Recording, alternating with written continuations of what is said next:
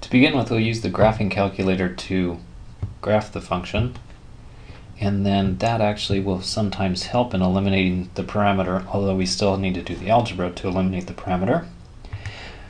So check the mode and make sure that it's in parametric form, and when you go to y equals, there's the x and the y, and then the window should go from 0 to 2 pi.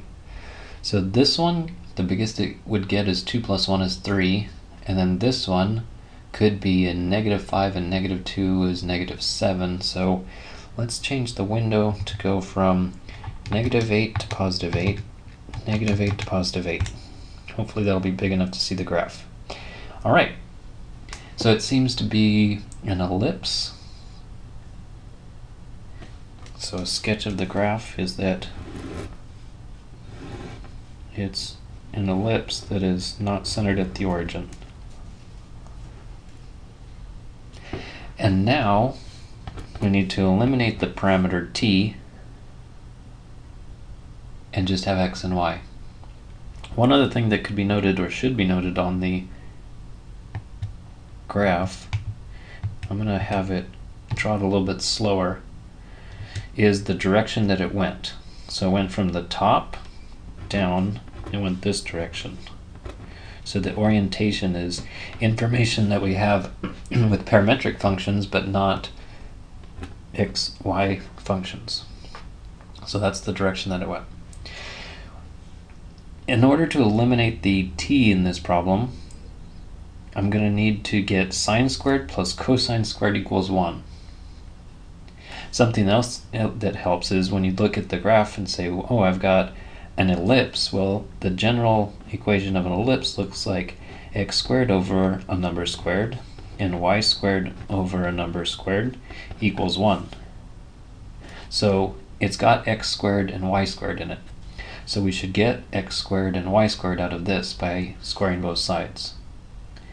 Now if you take those two ideas together, that we need sine squared plus cosine squared, and that we need x squared plus y squared, then we need to get the numbers over on this side before we do the squaring. That way, on the right hand side, we'll just have sine squared plus cosine squared. So first of all, on this one, subtract 1, so it's going to be x minus 1 equals 2 sine of t. For this one, add 2. Y plus 2 is 5 cosine of t. And then here's where this dividing idea comes in. Divide by 2 and divide by 5.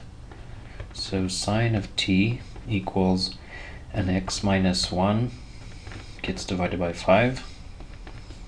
And then cosine of t equals a y plus 2 gets divided by 5. I looked at the wrong number on this one. This one's divided by 2.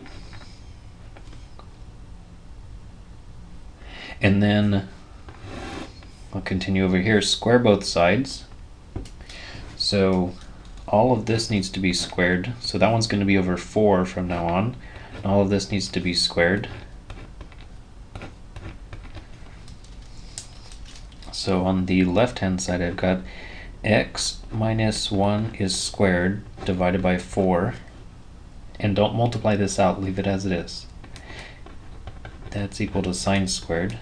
And the other one is y plus 2 divided by 25 squared. And then that's cosine squared.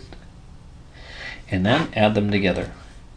On this side, it's going to be sine squared plus cosine squared equals 1, which is perfect because that's what it was supposed to equal. And on this side, it is x minus 1 squared over 4 plus a y plus 2 squared over 25. And there it is. And this says that the center of this thing is at x equals 1, y equals -2. So if you go over to x equals 1 and y equals -2, that's the center. And then this is saying in the x direction, go left and right by 2. So you take the square root of this, so go over by 2 and go over by 2. That's how wide it is there. And this is saying in the y direction, go up and down by 5. So go up by 5 and down by 5, and that's how tall it is.